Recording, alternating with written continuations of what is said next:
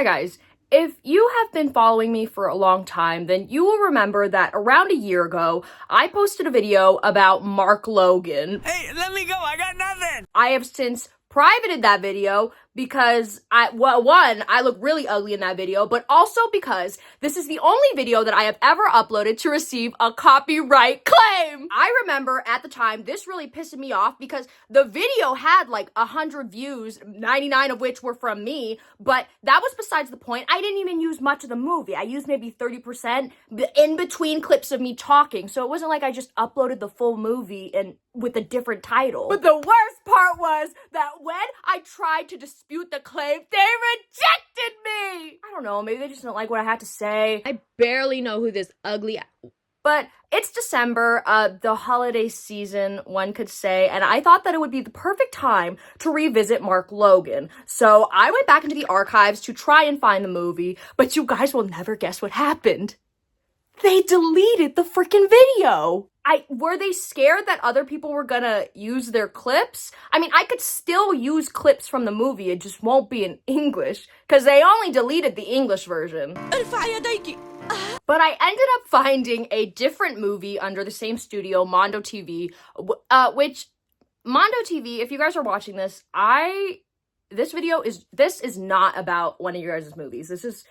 I'm not even real. I'm quite frankly AI. So the movie we will be reviewing today is called Christmas in New York. This movie is arguably worse than Mark Logan, which I didn't think was possible. I was very intrigued, but I was more intrigued by the fact that this movie was produced by Mondo TV, which is based in Rome, but it was animated by Sex Studios, which is based in North Korea.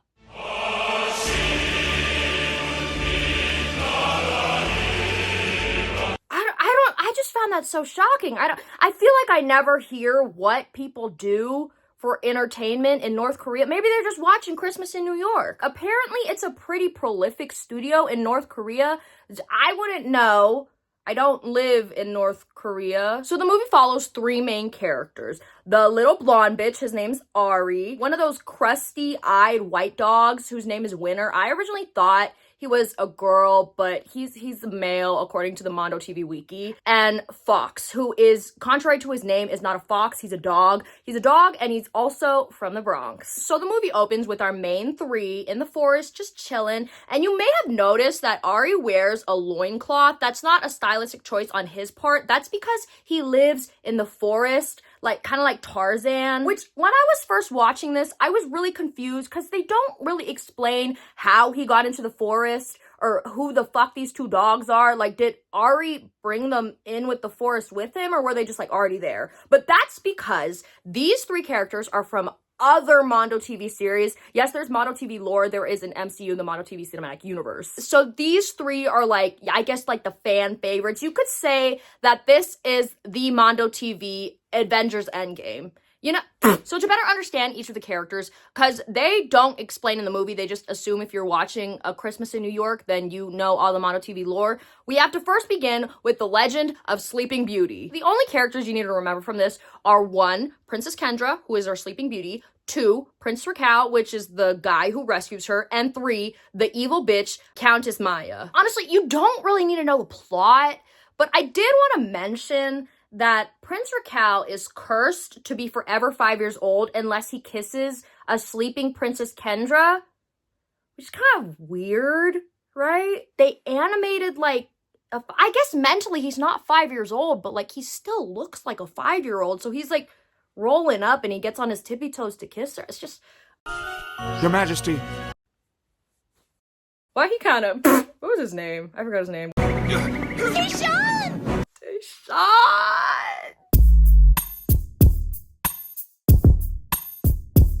So at the end, they all defeat Countess Maya. Prince Raquel, in his 5-year-old body, kisses Princess Kendra. They wake up, and they all live happily ever after. A little too happy, I would say, because in the very next scene, they have a child.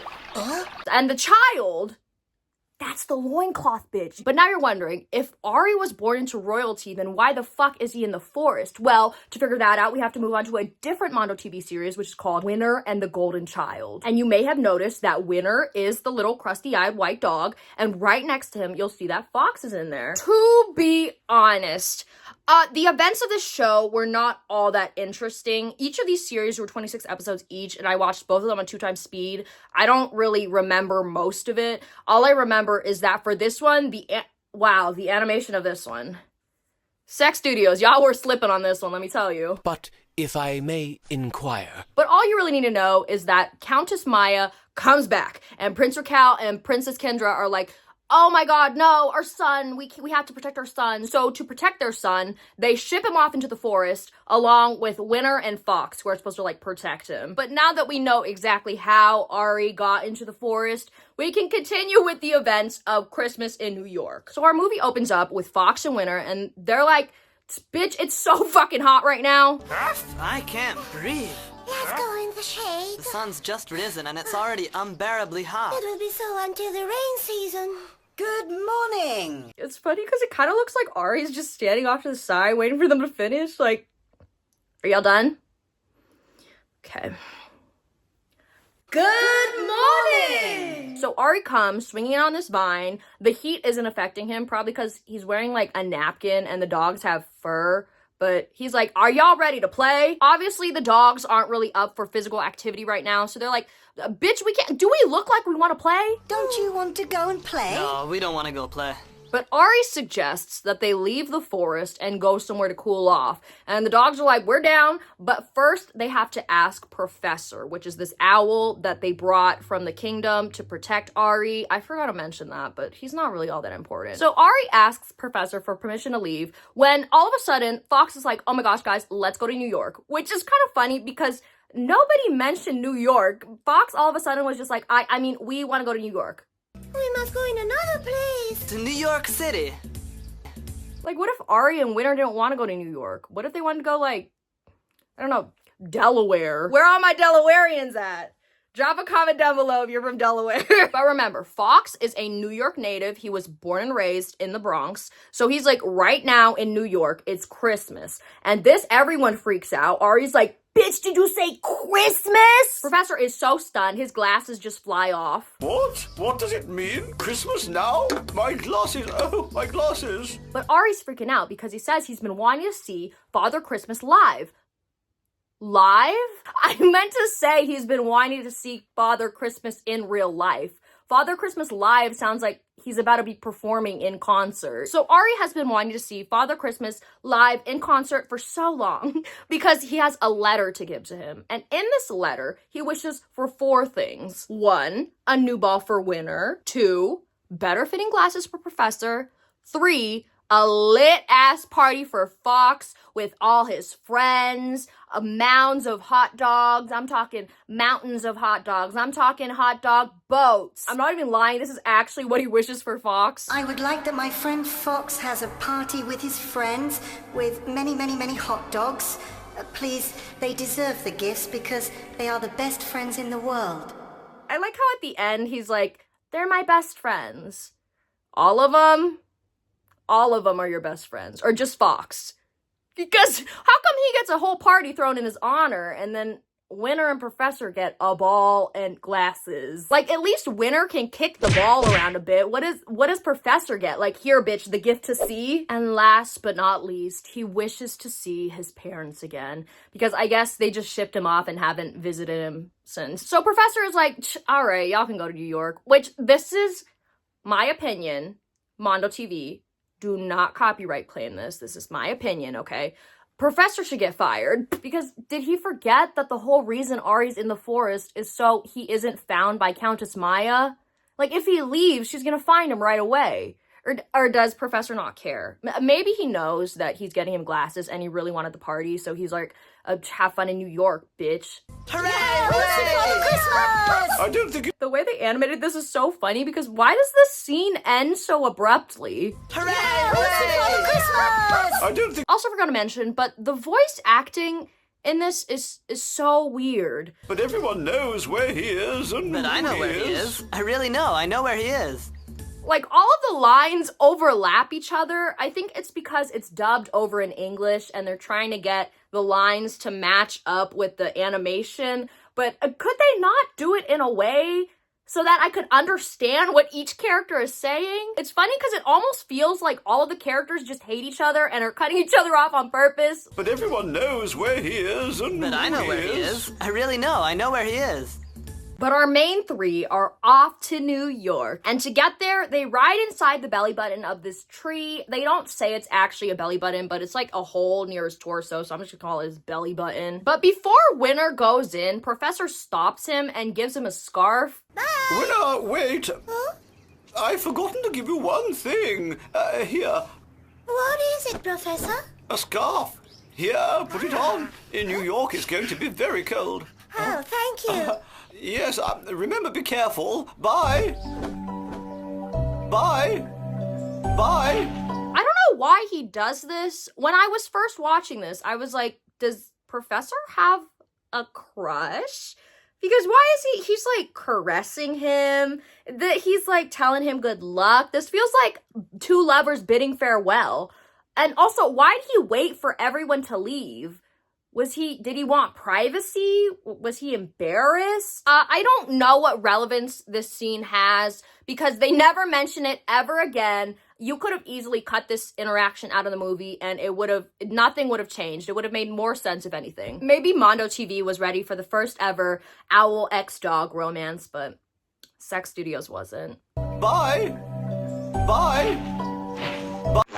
So they all finally arrive in New York, and I feel like the tree's being kind of like aggressive about it. Now you can get out. Like, damn, hold on. But they're all happy to be in New York. They plan to snow a bit. When the cops pull up. For some reason, Fox is like, okay, y'all, act natural. All right, guys, just act natural. I don't know why they would need to act natural. Like, I don't think it's a crime to come visit New York if you're from the forest. He honestly didn't need to do all that because the cops are too busy paying attention to Winter and his cute little scarf. Did you see how funny that doggy in the scarf is? Look, look, look, look. Why is that his reaction? Because the cop said something about Winter's scarf, Fox is like, you better fucking take that scarf off. We cannot be drawing attention to ourselves. Did you hear that? You better take that scarf off right away. Okay. It's sad because it almost seems like Winter didn't really want to take the scarf off, but he's like, okay. And we never see that scarf ever again. Kind of rude of Winter to just ditch it in the road. Like, no one tell Professor. He's gonna be heartbroken. Also, I'm just gonna say it, but Fox is kind of a hater. Okay, when Ari first pulled up in his winter fit, he was like, what the fuck are you wearing? So then, shall we go? That's a strange outfit. And now again with Winter's scarf. I didn't even think that the cop was saying anything bad about his scarf. The second cop barely even knows what city he's in. Speaking of Fox, he's like, okay, Ari, I know you're here to see Santa Claus live in concert, but I have to go visit an old friend of mine, and that's the hot dog man. I know I keep mentioning the voice acting, but it's so odd because up until now, they've been having just the voice actors bark for the dogs. But then all of a sudden they use a barking sound effect. Like, that's not the voice actor. I've heard him bark. That's not it. Also, I'm pretty sure they changed the Fox voice actor because in Winter and the Golden Child, he sounded like just some guy. I was just fine minding my own business in New York. But now he sounds like a valley girl. Because it's Christmas in New York, and there's snow. They for sure changed the Winter voice actor because before he sounded like a middle school boy, but now he suddenly has an accent. I'm Winner. I can't even be able to breathe with this hot Harry. Apparently Fox and this hot dog man are BFFLs because he gives all of them free hot dogs and then he just says something real odd. Don't worry, child. Here there is a sausage only for you. Here, take it, with the regards of the company. Huh? What do you mean? What company? Who? Why is that sausage only for him? Here there is a sausage only for you. Did you put something in the sausage, hot dog man? It's poisoned, isn't it? Ari, don't eat that sausage. So before they head into town, apparently Fox has a plan. I don't know what he's planning, but he's like, wait here, guys. I'll be right back. So he heads into town and he helps this old lady cross. The sedan almost takes her out. And Fox hits up this pet shop. And when I say he hits it up, I literally mean he hits it up. He straight up shoplifts. Also, the customer for some reason says good morning. Good morning. Ow! Even though it's clearly not morning. And the guy behind the counter also says it. Good morning, sir. What can I do for you? So, like, was he just caught off guard, or do these two men actually think it's morning? But after Fox shoplifts, he brings these leashes back, and Winter's like, oh, with these leashes, no one's gonna recognize us. Here are some leashes. Ooh, with collars and leashes, no one will notice us. That's right. That's just why I got them. Which I'm confused why they don't want to attract attention to themselves. Is it because Countess Maya will find them? But then why were they scared of the cops? Are the cops in on it? Are they wanted by the law? It also doesn't help that Fox likes to refer to himself as the Bronx Bomber. I'm the Bronx Bomber, and don't you forget it. We never get an explanation as to why or how he got this nickname, but if you tell me that on the street they call you the Bronx Bomber, you're a felon. You're literally a convicted felon. But now that they're all suited up, they're ready to head into town. Ready? Go! When I first watched this scene, I almost thought they were gonna do like a transition. Like, let me show you an example. I have no Shit, I regrets should in change my meeting you. shorts. So as they're making their way into town, they immediately run into these, what are these called? Okay, well, his shirt says dog catcher, but I don't think those exist, so I think he's just like animal control. Ah, Fox, dirty stack of fleas.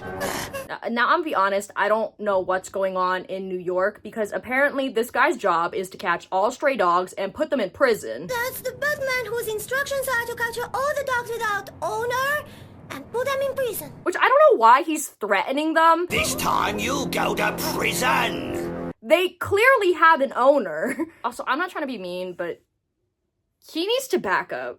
He really needs to back up. Like, girl, I'm gonna put your ass in prison, okay? Back the fuck up.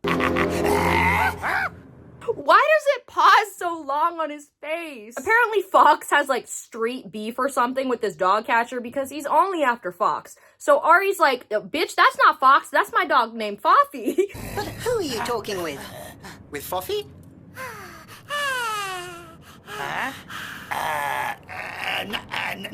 I was talking about with, what's the name of the dog with that big nose? Him? He's called Fluffy. Shockingly, he lets them go, but as they're leaving, he's like, wait a damn minute, that is Fox!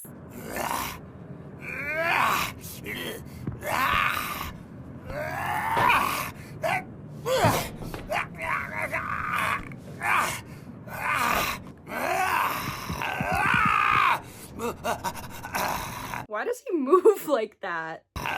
So as they're walking the streets of New York, they see these orphans who are hungry as fuck. I've chosen. I'd eat that cake there, the whole cake. I want that cake over there. I like it better. We're so hungry we could eat all the cakes. The shop owner runs out. He's like, get out of here. Come on! Get the heck out of here! What's the Let's get Hear away. me? Whoa! Why is the animation so weird? Also, I'm not gonna say it, but Whoa! Ari feels real bad for these orphans. He's like, let's go get the cake for them. And it's funny because I get that he lived in the forest, so he's kind of dumb. But even the dogs know. They're like, no, we can't just steal. There's currency here. There's a system, okay? We got to use money, which is kind of funny coming from Fox because like 20 minutes ago, he literally shoplifted. But Winter's like, let's go to the bank and get some money. And immediately Fox is like, bitch, you want to rob the bank? There's a bank there. Huh? Hey, get that out of your head. I don't want to be a robber. Leave me alone. Which is no. That's not what Winter said. Why did your mind immediately go to robbing? This is strengthening my theory that he is literally a wanted felon. You're gonna notice that throughout this movie, there's a lot of scenes that just go nowhere. Like, they'll pose a problem, and you think that later on there's gonna be a solution, but there never is. It just cuts off. The scene just ends. Like, this whole time, I thought that they were gonna revisit this orphan cake plot, but they never do. I feel like if you were to cut out all the irrelevant interactions within this movie would have been easily 15 minutes. And that's me being generous, because I could cut it down to 5 minutes, okay, Mondo TV? Speaking of irrelevant plot points, Ari is suddenly hungry. I'm really hungry because this morning, as I was in a hurry and nervous, I didn't even have breakfast. Okay, but are we gonna act like he did not just devour a sausage 2 minutes ago? Because apparently Ari's starving. Fox is like, I know a place where you can eat and you don't have to pay, which is kind of sounding like they're about to dine and dash, but out of nowhere, Ari tugs on the leashes and he's like, bitch, I said I want to go see Santa. Stop, stop! I have to find Father Christmas! Which, like, what? You literally just said that you wanted to go eat. I really am very hungry now. So he's taking you somewhere to eat, but now you say you want to go see Santa? Make up your mind, Ari. Also, while they're crossing the street, Winter just tells Fox to shut up. Shut up. That has literally no relevance to the plot. It's just funny. I guess what Ari says goes. So they pull up to this street Santa and Ari's like, oh my god, I've been trying to see you live in concert this whole time. Here's this letter. Can you please grant me my wishes? And the street Santa is like, sorry, I'm not the real Santa. I'm just a helper of Santa. But I cannot, because I'm only the helper of Santa Claus. My task is to look at the letters of the children. Wait, there he just said that his task is to look at the letters. My task is to look at the letters of the children. So why can't he take Ari's... Well, okay, why am I assuming that this street Santa is telling the truth? For some reason, this street Santa is like, do you know the name of Santa's reindeer? You know the names of the reindeer? He doesn't say why Ari needs to know the name of his reindeer. He just says that he needs to know. It's very important for Santa Claus. After Christmas, it's very important for him. I don't know them. What would have happened if he did know the name of the reindeer? Would the street Santa just suddenly be like, haha, I was just kidding. I really am the real Santa. I was just trying to see if you were a fake fan. Oh, you're a Father Christmas fan? Name 3 of his reindeer. These scenes are just so odd.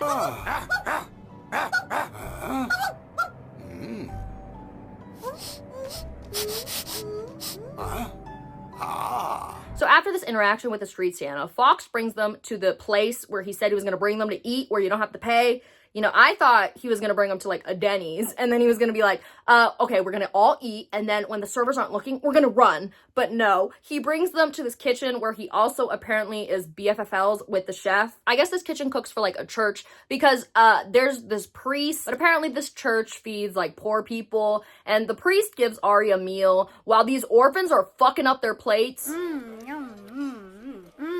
This little orphan bitch is like, girl, why is Ari eating here if he's not even poor? That child isn't poor. Why is he eating here with us? Because he's hungry. Which, how does he know Ari's not poor? Like, to be fair, he kind of is. He lives in the forest. So tell me then, how come you're here? You went around town, you saw the sights, and now you want to see the poor people too? The kid's probably an orphan because his parents just dropped him off. So after this little orphan is done talking, the orphan next to him is like, I love Father Ramirez. He's so nice. He's so kind. He gives us so much food. He gives us shelter. And while this girl is talking, Ari gets up and is like, bye, I gotta go. I'm not even joking. That's how the scene ends. Now I'll say bye, because I have to go. Ooh, did you see how his head turned? It almost went like full 360. He's like an owl. He might have picked that up from Professor. So Ari is so thankful for what Father Ramirez has done for the orphan community that he decides to pay him back with one of his buttons, which I forgot to mention were made out of rubies. I don't know why, but he decides to pretend like he just found the ruby on the road, like it's not his. I found this stone on the road. I'd like to give it to you to thank you. Wanna give it to me? Yes, because I learned so much here. I don't know if he's trying to be like nonchalant about it, like, here, take this, keep the change. But that implies that he would know the value of his rubies, which he doesn't because he barely knew what money was. But then later, Father Ramirez and all the staff are shocked to find out that it's a real ruby. I've just discovered that this is a real ruby. A ruby? That little boy gave it to me. But how is it possible that a child had a ruby? I don't believe it. Huh? I do not know. Then everyone's like, hell yeah, we're rich. So Ari's still trying to find Father Christmas. Who could possibly give us all the information that we need? For some reason, he's still really focused on knowing all the reindeer names. And let's not forget that we also need to know the names of the reindeer. When they run into this dog, I don't know him, but Fox does, and he's ready to throw down. Things are gonna get ugly for you. Ari, my leash. It's funny because Ari and Winter jump in too and start attacking him, but instead of throwing punches and helping out Fox physically, they're like, tell us what you know about Santa. We have to find out where Santa Claus is now. Where is he now? And what are his reindeer called? Tell us. Like, how would he know that? Apparently he does, because he's like, I think 2 of the reindeer names are Comet and Rudolph, and they're like, oh, hell yeah, we got 2 reindeer names. Yeah! Hooray! But Ari's like, sick, we know 2 of the reindeer names, we just need the other ones. So they decide to ask one of their reindeer friends named Bimbo, which is a little bit weird, because just because he's a reindeer doesn't mean he knows other reindeers. Like, that's a little reindeer sister. But they're on their way to see Bimbo when they see the dog catcher feeding birds. The dog catcher notices them, and all of a sudden he's like nice now. And Fox is like, bro, don't you hate me? You've chased after me for years, trying to catch me every day. No, you're wrong. I can assure you I don't hate dogs. No, you're crazy if you can say that. How can we manage to speak like that about me? No, it's not like that. It's funny because he's trying so hard to explain himself. It seems like he's lying and he actually does hate dogs. But he explains to Fox that he doesn't actually hate him, and that he just puts on this dog-hating persona because he's trying to keep his dog-catching job. I love you. I was just a bit emotional, that's all. No, I never wanted to catch you, never. Well, I'm glad we're friends now. Fox, I only did it because I didn't want to lose the work. Which, I feel like that implies that he's under constant surveillance by his boss or something. Because how is your boss gonna know if you do the dog-hating bit or not? But I guess they're all on good terms now because they go to his house. They completely forget about meeting up with Bimbo, but they go to his house and they meet up with his daughter named Miriam, who's in a wheelchair. And while they're there, they're just vibing, sipping cocoa. This fairy, she's called the Snowflake Fairy, shows up. I don't know who the fuck she is.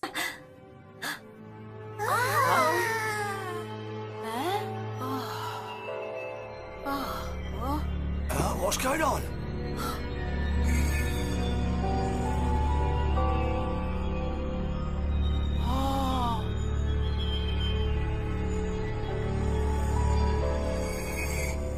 Hello, Ari. Hello? Who are you? I'm the Snowflake Fairy. But she shows up and she's like, Ari, I can grant you a wish, babe. And out of all the wishes he could have done getting that ball for Winter, getting the lit-ass party for Fox, like seeing his parents, even getting the gift of sight for Professor.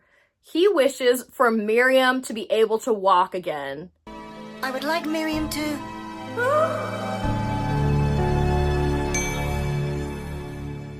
I'd like Miriam to be able to walk.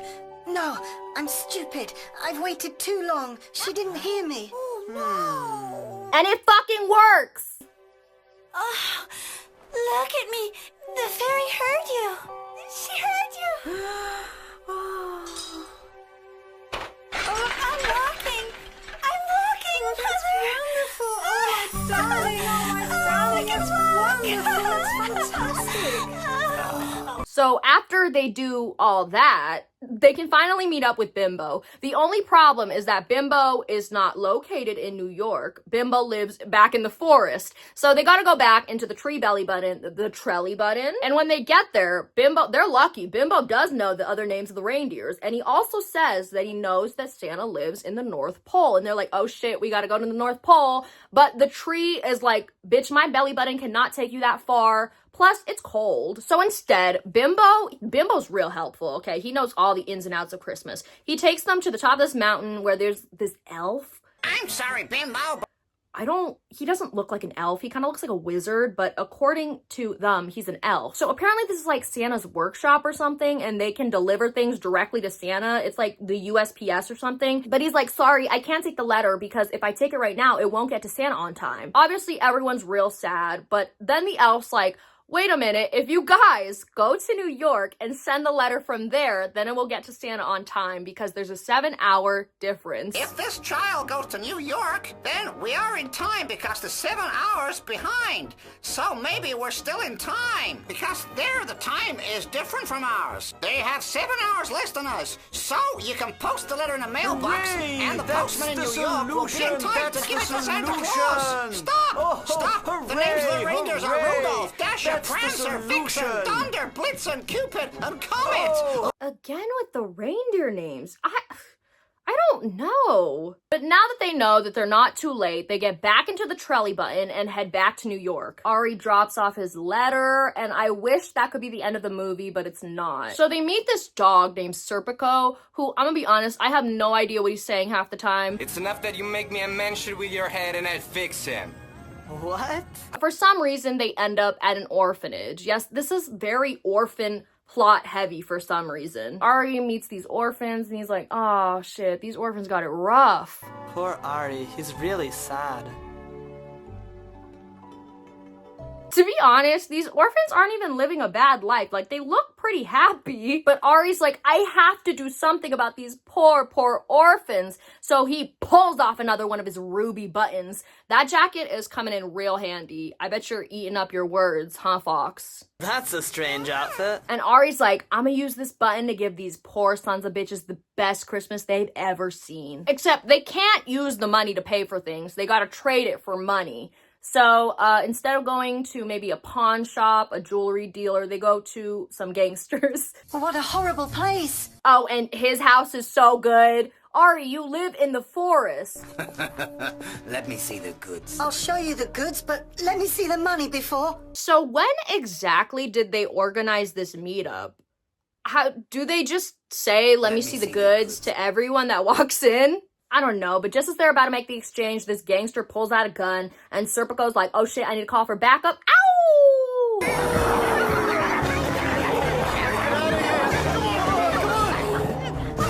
And that's the end of that scene. You know, at first I said they were acting weird around the cops, almost like they were like wanted felons.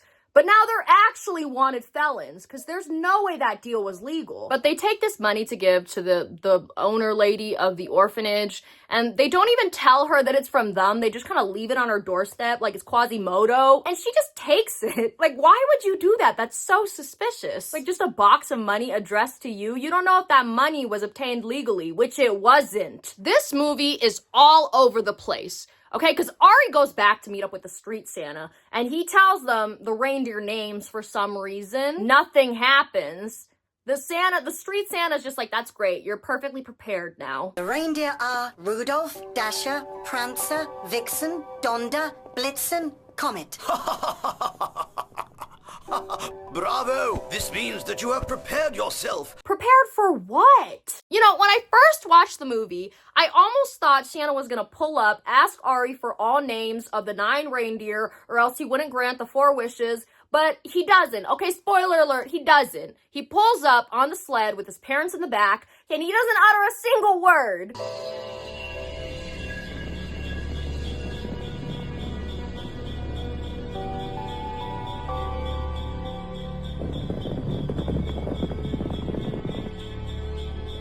And so he's reunited with his parents. Santa drops off the presents that Ari asked for his friends, including the lit-ass party, which takes place at like this club. And yes, the hot dogs are there.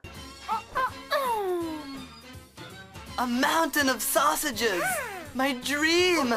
And they all live happily ever after, except for that one orphan, not the bitch, the other one, the girl sitting next to him, because Ari just kisses her out of nowhere. Wouldn't you like to live there? Well, I don't know, maybe. I didn't mention it before because it's honestly irrelevant, but he goes to this party where he was really feeling up that little orphan. Like, that poor girl. I know he was raised in the forest, but like, does the forest not teach consent? Could the owl not teach him to ask a bit before he... God damn. But that's the end of the movie. Like I said, this movie could have easily been 10 minutes if you cut out the gangster side plot, the orphanage side plot, both orphanage side plots. I don't know why they felt the need to include two. If the plot of this movie was confusing, I promise that was not me. That's all on Mondo TV, okay? I'm putting it all on them. But that's gonna do it for today's video. I really hope you enjoyed. Make sure to subscribe, like, comment. If you don't, I'm gonna make you name all 9 reindeer and I'm gonna kiss you without consent. Bye, guys!